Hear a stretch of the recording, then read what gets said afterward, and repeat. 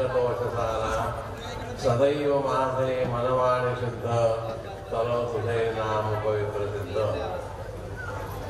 मनोजवं मारुततुल्यवेगं जितेन्द्रियं बुद्धिमतां वरिष्ठं वातात्मजं वा नरयूथमुख्यं श्रीरामदूतं शिरसा नमामि। ब्रह्माद्यशेष पारंपर्येण यावत् स्वगुरुपादांबुजौ तावत् प्रणवमी। आज या मंदिराचा जीर्णोद्धार मारुतीरायांचा जीर्णोद्धार झालेला आहे आणि त्या मंदिराची पूर्णता पण झालेली आहे। पूर्णता कशानं होते? कळस बसवण्यानं होते। मंदिरावर कळस असतो, एखाद्या संतांच्या आश्रमावर कळस आहे का? आश्रमावर कळस असत नाही। आपण घरी राहतो, घरावर कळस असत नाही, बाकी कुठल्याही वास्तूवर कळस असत नाही, फक्त तो मंदिरावर कळस असतो। कारण त्या मंदिरामध्ये गेल्यानंतर आपल्या आयुष्याचा कळस होणार असतो, आपली पूर्णता होणार असते, एवढ्याकरता कळस त्याच्यावर बसवला जातो। कळस ही मंदिराची पूर्णावस्था आहे। जोपर्यंत कळस बसत नाही तोपर्यंत मंदिर दोन वेळा खर्च करण्यापेक्षा एकदाच केलेलं बरं म्हणून लोक दोन्ही एका वेळेला सगळा विधी करत असतात। आपला सनातन वैदिक धर्म कसा आहे बरं? या धर्मामध्ये आपल्याला एक अत्यंत महत्त्वाची गोष्ट सांगितलेली आहे की कर्ज काढून धर्म करू नका, कर्ज काढून धर्म करू नका। आणि दुसरंही सांगितलेलं आहे असताना कंजूसपणाही करू नका। असताना सरळ हाताने दिलं पाहिजे आणि नसताना मात्र नुसता हात जोडला तरी सुद्धा ते काम होणारं असतं, ते तेवढंच पुण्य मिळतं। मग आपल्या मनामध्ये शंका येईल, इथं पूजेला बसलेली जी काही 2, 4, 5 जोडपी असतील यांना किती पुण्य मिळालं आणि आम्हाला काय मिळाल, असा प्रश्न मनामध्ये निर्माण होतो। पण धर्माची व्यवस्था अशी आहे की कर्ता कारयिता चैव प्रेरकस्तु अनुमोदकः सर्वे समफलभागिनः। सगळ्यांना एकसारखं फल मिळतं। कोणाकोणाला? प्रत्यक्ष करणारा, करवणारा आणि त्याच्यानंतर त्यांना प्रेरणा देणारा आणि अनुमोदन देणारा, या सगळ्यांना एकसारखं फळ मिळतं। जे बसलेले आहेत त्यांना रुपया बंदा मिळाला तर बाकीच्यांना बंदा रुपया मिळतो।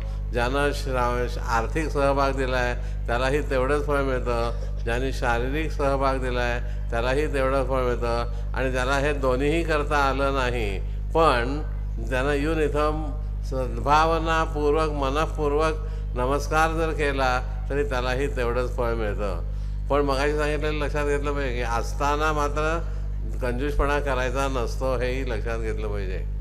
या मंदिराची पूर्णता आपण कळसानं बघितली, मग आपली पूर्णता केव्हा होणार आहे? आपली पूर्णता धर्मशास्त्राच्या दृष्टीतनं सांगितलं गेलेलं आहे की देह देवाचे मंदिर, देवाचं मंदिर देह असल्यामुळे त्या मंदिराची पूर्णता होऊ शकते, बाकी कोणाची पूर्णता होऊ शकत नाही। मग ही पूर्णता कशानं होणार आहे? समत्वम योग उच्यते। ज्या वेळेला आपण समत्वावर येतो त्यावेळेला आपल्याला त्या योगाची प्राप्ती होते आणि आपल्या देहाची पूर्णता होते। एवढ्याकरता आपल्याला समानतेनं वागावं लागतं, तर हे पूर्णत्व आपल्याला या जन्मात या ठिकाणी याची डोळा आपल्याला ते करून घेता येतं आणि ते करून घ्यावं हे खरं तर मनुष्य देहाचं मुख्य उद्दिष्ट आहे। आम्ही या ठिकाणी आता मारुतीच्या स्तवनाचा एक श्लोक म्हटला, आपल्या सगळ्यांना माहिती असायला पाहिजे, कारण मारुती ग्रामदैवत आहे। ग्रामदैवत म्हणजे काय असं? गावाच्या रक्षणाची जबाबदारी मारुतीवर असते। पूर्वीच्या काळामध्ये गावाच्या वेशीवर मारुतीचं देऊळ असत होतं, आता मारुती मध्ये आला आणि गाव बाजूला बसलंय, म्हणजे मारुतीचं रक्षण आता गाव करते अशी म्हणायची पाळी आली। पूर्वी कसं होतं? गावाचं रक्षण मारुती करत होता। एका किनवट भागामध्ये आम्ही एका ठिकाणी गेलो, तिथल्या लोकांनी आम्हाला हेच विचारलं की मारुतीची मंदिरं गावाबाहेर का? तर आम्ही त्यांना सांगितलं की म्हटलं गावात येणाऱ्या बाहेरच्या व्यक्तीनं, गावातल्या व्यक्ती हा नमन करून येईल किंवा नम्रतेनं राहील गावामध्ये, बाहेरनं येणारा जर व्यक्ती उद्धटपणानं वागायला आला तर त्याला लक्षात असलं पाहिजे की बाहेर कोण बसलेलं आहे। तो सरळ मनानं बाहेर जाऊ शकेल का? जाऊ शकणार नाही। एवढ्याकरता मारुतीचे मंदिरं ही गावाच्या वेशीवर पूर्वीच्या काळामध्ये बांधलेली होती। या मारुतीचं वैशिष्ट्य काय आहे? आपल्याला माहिती आहे की तो रामदूत आहे, रामाचा दास आहे. पण त्याचा जो आता श्लोक म्हटला, त्या श्लोकात काय सांगितलं त्याने? मनोजवम मारुततुल्यवेगम जितेंद्रियम. वैशिष्ट्य काय आहे? मरकट योनीमध्ये असून सुद्धा त्याने सगळी इंद्रिय आपल्या ताब्यात ठेवलेली आहेत. जर नुसता शो केला तर देव प्रसन्न होत नाही, पण संपूर्ण इंद्रियांचं जर दमन केलं गेलं तर त्याचा भगवंताची प्राप्ती होती, अन्यथा होत नाही. भगवद्गीतेमध्ये आपल्याला प्रत्येक ठिकाणी जितेंद्रिय व्हा, असं विजितेंद्रिय व्हा, असं सगळीकडे सांगितलेलं असल्यामुळं आपण आपली इंद्रिय पहिल्यांदा ताब्यात ठेवली पाहिजेत. एक 10 गोष्टी दाखवलेल्या आहेत. त्या 10 गोष्टी कशा आहेत? चंचल आहेत. मा मदो मर्कटो मेघो मकारा दश चंचला, हा असं आहे. त्यामध्ये मर्कट म्हणजे वानर जात ही चंचल आहे. पण अशी चंचल असून सुद्धा या मारुतीने आपलं मन काय केलेलं आहे? मन मना भव मदभक्त केलेलं आहे. म्हणजे त्याचं मन त्यानं रामाच्या पायाजवळ अर्पण केलेलं आहे. आम्ही ज्या वेळेला जप करतो त्यावेळेला मनमन होतं का हो? माझं मन मी देवाच्या मनामध्ये निर्माण घालून किंवा देवाच्या चरणावर लावून मग मी माझा जप करतो का? थोडंसं कीर्तनकार महाराज लोकांना जरा वाईट वाटेल, पण जरा जरी त्या सूरपेटीचा किंवा पकवाजाचा ताल चुकला, हे चुकलं बघ म्हणतात. हे चुकलं बघ याचा अर्थ काय झाला? त्याचं मन कुठं आहे? तारात आहे. देवाकडे लागलंय का मन? जप कसा करावा याचं मार्गदर्शन आपल्याला व्यास महर्षीने केलेलं आहे. की व्यास महर्षी म्हणतात, भक्तिमान्य सदोत्थाय, विष्णू सहस्रनामाच्या फलश्रुतीमध्ये आलेला श्लोक आहे. भक्तिमान्य सदोत्थाय शुचिही तद्गत मानसहा. पावित्र्यानं जप केला पाहिजे. आणि कसा केला पाहिजे? पावित्र्य, अंतर्मुखताही पवित्र पाहिजे, बाह्य शरीरही आपलं पवित्र पाहिजे. आणि महत्त्वाचं म्हणजे सदा अखंडितपणानं केला पाहिजे, जागरूकपणानं जप केला पाहिजे. म्हणजे झोपून आडवं पडून करायचं तर नाहीच नाही, पण बसून जरी करत असलं तरीसुद्धा त्यात मी कुणाचा जप करतोय, कशासाठी करतोय ह्याचं ज्ञान घेऊन जप केला गेला पाहिजे, तर तो उपयोगाला येतो. आणि सगळ्यात मोठी मेघ आहे तद्गत मानसहा. त्याच्या ठिकाणी मन लावून जप केला पाहिजे. तर तसा जर आपण जप केला नाही तर त्या जपाचं फळ आपल्याला भेटत नाही. अगदी लाल डेंजर तुम्हाला काय दाखवलेलं आहे? सिग्नल दाखवलेला आहे. जप करताना त्याच्या चरणाजवळ मन लावा आणि हे करा. मग आम्हाला सांगा की असा हा जो मारुती आहे हा जितेंद्रिय तर झालाच झाला, पण त्याची उपासना आम्ही करताना कशासाठी करतो आहोत? कशासाठी करतो मारुतीची उपासना? विशेष करून तालमीमध्ये जाणारे लोक. आता तालीम माहिती आहे का? माहिती तरी आहे का तालीम काय आहे ती? नाही तर कोल्हापूरला या, आमच्याकडे भरपूर तालमी आहेत कोल्हापूरला. त्या तालमीमध्ये मारुतीची उपासना केली जाते. ती बल निर्मिती व्हावी, बलाचा जो अधिष्ठाता आहे तेवढ्याकरता म्हणून त्याची निर्मिती व्हावी म्हणून तिथं काय केलं जातं? मारुतीची उपासना केली जाते. म्हणजे आणि खरं तर कसं केलं पाहिजे? मनोजवम मारुततुल्य वेगम जितेंद्रियम बुद्धिमतां वरिष्ठम. बुद्धिमतां वरिष्ठम म्हणजे बुद्धिवानामध्ये तो काय आहे? श्रेष्ठ आहे. बुद्धिवानामध्ये श्रेष्ठ आहे. कशावरनं? असं त्यानं काय केलंय? असं त्याने एक सगळ्यात महत्त्वाची गोष्ट केलेली आहे, ती म्हणजे देव आपण कुठं घेतो? देव कुठं घेतो? डोक्यावर घेतो का नाही? पण मारुतीने कुठं देव घेतला हो? हृदयात घेतलेला आहे ना. का हृदयात घेतला बरं? आणि आपण डोक्यावर घेऊन काय करतो? डोकं इतका कठीण भाग दुसरा कोण आहे का शरीरात? त्या कठीण भागावर आपल्या देवाला आपण बसवायचं का? आणि हृदया इतका दुसरा मऊ भाग आहे का शरीरात? म्हणून मारुतीने त्याला हृदयात धारण केलं की आपल्या देवाला बसायला मऊ आसन दिलं पाहिजे, म्हणून त्याने हृदयात धारण केलेलं आहे. अशी अवस्था ज्या वेळेला होईल ना त्यावेळेला तो देव प्रसन्न होतो, अन्यथा होत नाही. आणि आता तद्गत मानसामध्ये आणखीन एक खूबी आहे. तत्न आपल्याला त्या ज्या देवाचा जप करायचा आहे त्या देवाचं तर दाखवलेलंच आहे, पण शिवाय तत् हे हा जो शब्द आहे हा परमार्थ स्वरूपाचं लक्षण दाखवलं जातं.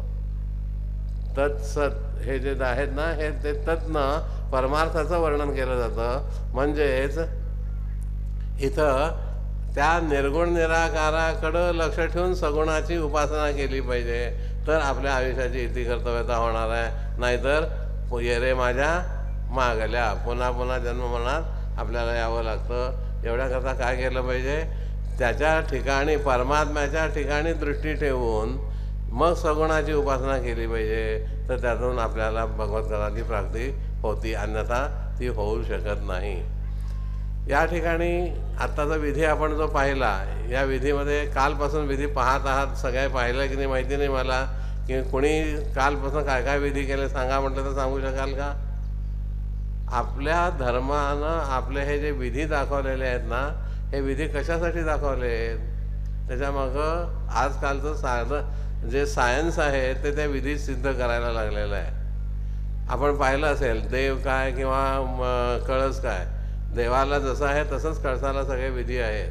मग इथं देवाला काय काय केलं विधी? पहिल्यांदा पाण्यात ठेवायचं असतं, ठेवलं तर का? नंतर काढून कशात ठेवलं? काढून नंतर धान्यात ठेवलं. आणि नंतर काय केलं? काय जलाभिषेक. त्याच्यानंतर काय केलं? त्याच्यानंतर तिसऱ्यांदा जो विधी आहे त्याला देवाला झोपून ठेवायचं असतं, देवाला कळसाला ते झोपून ठेवायचं असतं. पहिला विधी जो दाखवतो तो आपल्या सायन्सनं सिद्ध केला आहे की कोणतीही गोष्ट ही सच्चिद्र असते. म्हणजे प्रत्येक गोष्टीला ही लहान लहान लहान लहान की भोगही असतातच. पूर्वीच्या काळामध्ये वयस्कर बायका घरामध्ये सून आणायची असेल तर त्या मुलीची परीक्षा कशी घेत होत्या? आहे का कोण जुन्यातलं परीक्षा दिलेलं? भोपळ्याच्या ह्याच्यातून केस ओवून दाखवला की त्या मुलीचे डोळे चांगले, तसं समजत होते. म्हणजे भोपळ्याला केस ओवता येतो याचा अर्थ त्याला सच्छिद्रता आहे की नाही? असं सगळ्या गोष्टीला सच्छिद्रता आहे. त्यामुळं त्या छिद्रातून पाण्यामध्ये ठेवल्यानंतर किती पाणी तो पाषाण पितो, जोपर्यंत विधी केला नाही तोपर्यंत त्याला आपण पाषाणच म्हणायचं आहे. मग तो किती पाणी पितो हे त्या ह्याच्यातून लक्षात येतं. आणि त्याच्यानंतर ते काय येतं त्याच्यामागेही सायन्स आहे की ज्या वेळेला त्या आतल्या पाषाणाची डेन्सिटी आणि बाहेरची पाण्याची डेन्सिटी याच्यात फरक असतो, तोपर्यंत पाणी त्या आत जात असतं. ज्यावेळेला ते दोन्ही एका लेवलला येतात त्यावेळेला पाणी जात नाही. त्याला इंग्रजीमध्ये म्हटलं आहे when there is a difference between two levels then the flow starts, असं म्हणून ते पाणी आत जात असतं. थोडंसं इंग्रजी आजकाल जास्त लोकांना कळतं म्हणून इंग्रजी बोलायची पाळी येते आम्हाला. पण हे झाल्यानंतर मग त्यातनं काढायचं, पाण्यातनं काढायचं आणि त्याला धान्यात ठेवायचं. धान्यातच का ठेवायला सांगितलं आहे? आम्हाला कपडा लत्यात ठेवता आलं असतं का नाही, पण ठेवत नाही. त्याने सांगितलं धान्यात का, की धान्यामध्ये ऊब आहे. बघा लहानपण आठवून बघा, कच्चा पेरू जाता आता दुसऱ्याच्या झाडाचा चोरून काढला, कच्चा आहे, आता काय करायचं? पिकवायला काय करायचं? मग काय करत होतो? धान्यात ठेवत होतो का नाही? म्हणजे त्या धान्यात ते पिकतंय कशानं? ऊब असल्यामुळं पिकतो. ऊब जिथं आहे तिथं ते पिकतं. त्यामुळं त्याकरता म्हणून त्याला धान्यात ठेवायचं का, की त्या उष्णतेचा परिणाम त्या प्यालेल्या पाण्यावर काय होईल ते कळलं पाहिजे. ते पाणी वाफ होऊन बाहेर जातं, ते जात असताना तो दगड काय होतो, मऊ पडतो का, ह्या गोष्टी आपल्याला कळाव्यात म्हणून ती परीक्षा आपल्याला सांगितलेली आहे. त्याच्यानंतर मग त्याला पुन्हा झोपायला सांगितलं, कारण ते तेवढ्या वेळेत समजा पाणी दाखवू शकला नाही तर काय होऊ शकेल. तेवढ्याकरता एक कमीत कमी 10-12 तास त्याला झोपून ठेवा. धार्मिकदृष्ट्या तो कळस कायमस्वरूपी वर राहणार आहे, उन्हा पावसात राहणार आहे. त्याच्यावर काय परिणाम होतात ते कळण्याकरता त्याला आधी विश्रांती देण्याकरता म्हणून झोपून ठेवायला सांगितलेलं आहे. अशी ही धर्माची संरचना आहे की जेणेकरून त्यात कुठंही आपल्याला वेगळेपण दाखवता येत नाही. या विधीमध्ये आता आपण दुसरा एक विधी इथं बघितला की वर्ण कळसापासून एक कपडा खाली सोडायचा सांगितलेला होता. तो पांढरा पाहिजे, सुती पाहिजे, आणि तो कपडा नंतर इथं देवतेच्या पायाला नेऊन लावला आणि नंतर आम्ही तो ओढून घेतल्यानंतर कळस बसला, असा त्याचा अर्थ झाला. काय हा विधी सुचवतो? आपण सगळे लोक कसे आहोत? कसे आहोत? काळे गोरे वजनदार कमी वजनाचे असे आहोत का? आपण सगळे मरते लोक आहोत, मरणारे लोक आहोत. कधी एकही जण आपल्याला मरते राहणार आहे का? इथं आहे असा अखंडितपणानं राहणारा कोण आहे का? कोणही नाही. संतांनी सुद्धा देह सोडलेला आहे. ते अमर झालेले आहेत पण देह सोडून अमर झालेले आहेत. मग आपण आपल्याला सुद्धा ते पद प्राप्त व्हायचं असेल तर कसं केलं पाहिजे हे दाखवण्याकरता तो विधी आहे. आम्ही मर्त्य आहोत तर ते मर्त असताना आम्हाला सगुणाची उपासना करत निर्गुण निराकार असणाऱ्या कळसाकडे व्यापकतेकडे जायचं आहे. तर ते कसं जाता येईल? तर त्या सगुणाच्या उपासनानं वर जात असताना तो मार्ग सुती पाहिजे, म्हणजे नैसर्गिक पाहिजे. सूत हे निसर्गातनं बनतं, पॉलिस्टर निसर्गात बनतं का? म्हणून सुती तो मार्ग, कपडा सुती पाहिजे. आणि तो पांढराच का पाहिजे? तर 2 नंबरच्या मार्गानं, लक्षात आलं असेल तुमच्या, 2 नंबरच्या मार्गानं म्हणजे भ्रष्टाचाराच्या मार्गानं कधी तिथं वर जाता येईल का? कधीही जाता येणार नाही. एवढ्याकरता म्हणून त्या वस्त्राचा आपल्याला धवल म्हणजे स्वच्छ पांढरं वस्त्र दाखवलेलं आहे की स्वच्छ आणि नैसर्गिक मार्गानं आपण ती व्यापकता प्राप्त करू शकतो, नव्हे केली पाहिजे, हे यातून आपल्याला दाखवलेलं आहे. पूर्णत्वाबद्दल मगाशी आपण बोललेलं आहे थोडक्यामध्ये, पण विस्तारच जर करायचा झाला तर आपण एक बी लावलं, त्या बियाचं झाड आलं. झाड आल्यानंतर ते पूर्ण झालं का हो?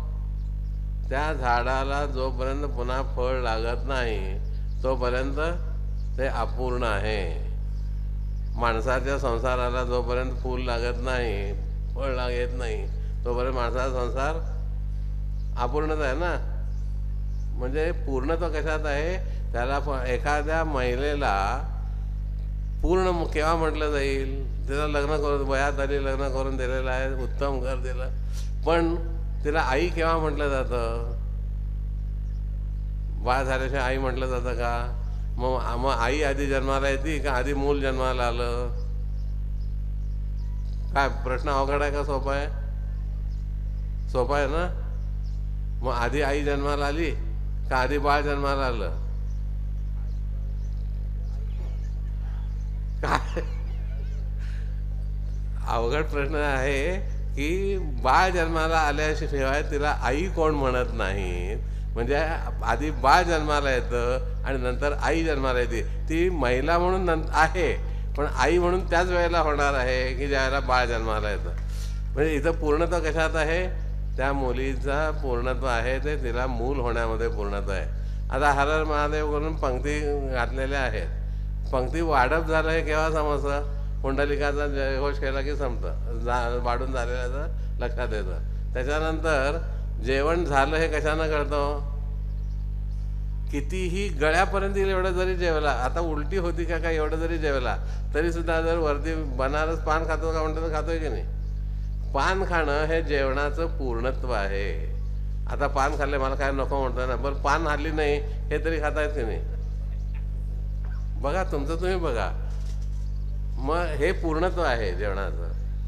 तसं पुरुषांच्या आपल्याकडे एक पद्धत आहे, काही प्रसंग असेल तरी आहेर केला जातो.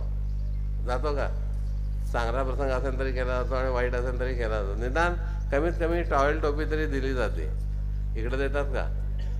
मग ही टॉवेल टोपी जी दिली जाते ह्यातली सगळा पेहरावा खरं तर तो द्यायचा असतो. मग पेहरावा समजा दिला आणि घाल म्हणून सांगितलं तर आधी टोपी घालून मग बाकीचा शर्ट विजार घालता येते का हो? Pant shirt.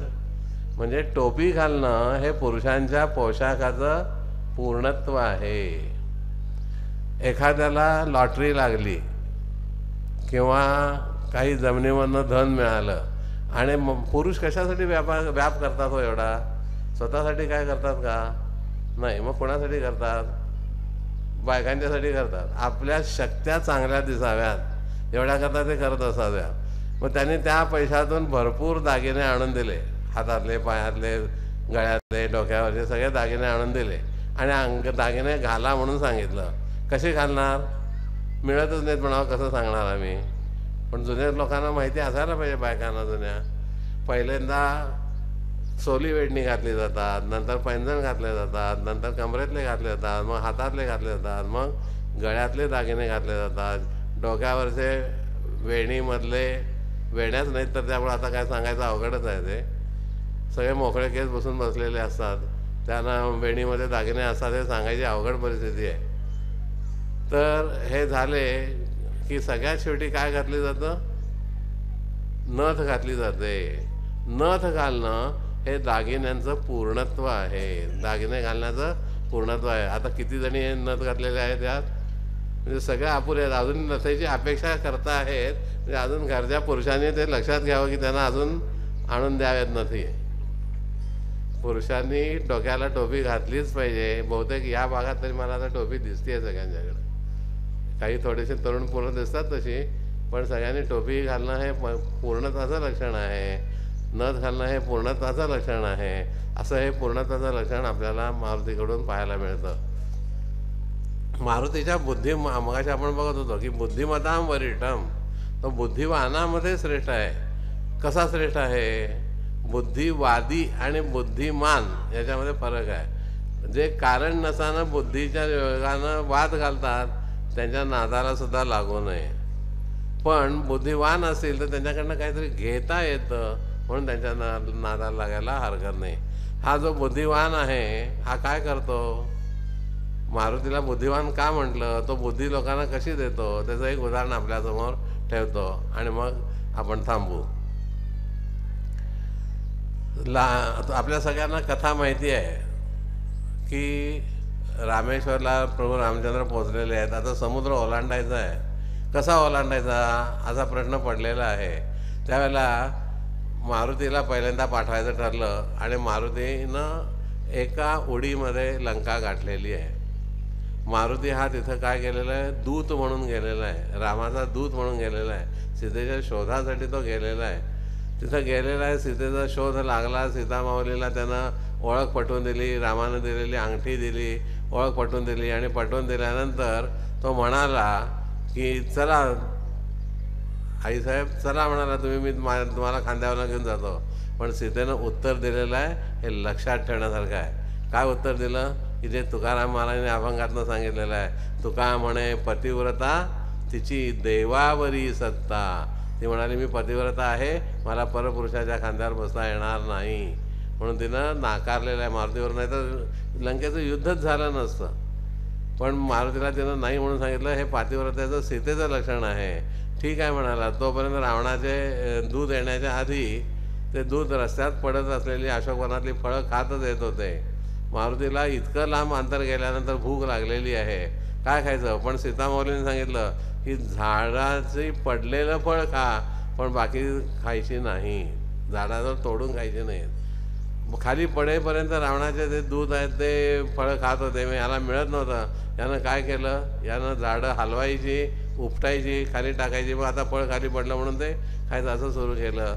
त्याला रावणाच्या दूताने पकडलेलं आहे, राक्षसाने पकडलेलं आहे, रावणाकडं नेलेलं आहे आणि रावणाने त्याला विचारलेलं आहे, दरबारामध्ये विचारलं, तू अशोकवनाचा नाश का केलास. त्याला मारुतीने सांगितलं की मला भूक लागली होती. मग भूक लागली होती तर फळ खायचं होतं. नाही नाही म्हणाला, मी फळ खाल्लंही असतं, पण आमच्या माऊलींची आज्ञा होती की झाडावर फळ खायचं नाही, खाली पडलेलं खायचं, म्हणून मी खाली झाडं पाडून मी घेतलेली आहेत. तो वेळेला गुन्हा सिद्ध झाला म्हटल्यानंतर रावणानं एक मृत्यूदंडाची शिक्षा मारुतीला दिलेली आहे. आणि मृत्यूदंडाची शिक्षा दिल्यानंतर बाकीच्या शिपायांनी त्याला पकडलं आणि नेणार. तोपर्यंत बिभीषण महाराज त्या ठिकाणी आलेले आहेत. बिभीषणाने रावणाला सांगितलं, अरे रावणा तू हे काय केलंस. काय केलं म्हणजे, अरे तो आपल्याकडे दूत म्हणून आला आहे, दूताला मृत्यूदंडाची शिक्षा द्यायची नसती, तू असं कसं केलं. आता काय करू, दिली आहे शिक्षा, आता काय करायचं. तर म्हणाले आता असं कर की त्याचा एखादा अवयव बाजूला कर, म्हणजे तुला काय होईल, मृत्यूदंड दिल्यासारखं आहे. असं म्हणून त्यांनी सांगितलं, गीतेत वचन आलेलं आहे पाहते की एखादा अवयव दूर करणं